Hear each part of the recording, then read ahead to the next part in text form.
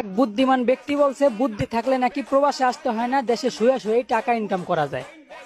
কিন্তু আমি বলি ক্যামেরার সামনে বউ নিয়ে কাপল ব্লগ নামে নষ্টামি করতে পারলে শুধু টাকা ইনকাম না, সাথে বাবা মার সম্মানটারও মাটির সাথে মিশানো যায়। তো বলি তোর বাপেরা যদি দেশে ঘুষ না নিয়ে জ্ঞান বুদ্ধি দেখে চাকরি দিত, তাহলে হাজার হাজার মধ্যবিত্ত ছেলেদেরকে পড়ালেখা শেষ করে টাকার জন্য চাকরি না পাইয়া প্রবাসে এসে কষ্ট করতে হতো না।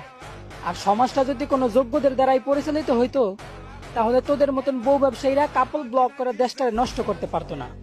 বলি ভাই, মা 10 মাস 10 দিন গর্ভে রাখছে, তাই মায়ের শিক্ষা কোনোদিন খারাপ হইতে পারে না।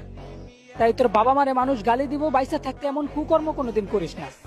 আরে বেটা, বছরের পর বছর প্রবাসীদের কষ্টে কামানো রেমিটেন্সে পরিচালিত আমাদের সোনার বাংলাদেশ। হাবরা কান ফাড়াইলে মজুতি ওই দেশে থাকতেই আবারও অকারণে প্রবাসীদের নাম মুখে নেস। বলি বুদ্ধি থাকলে নাকি টাকা ইনকাম করতে প্রবাসে আসতে হয় না। হ্যাঁ বোকা।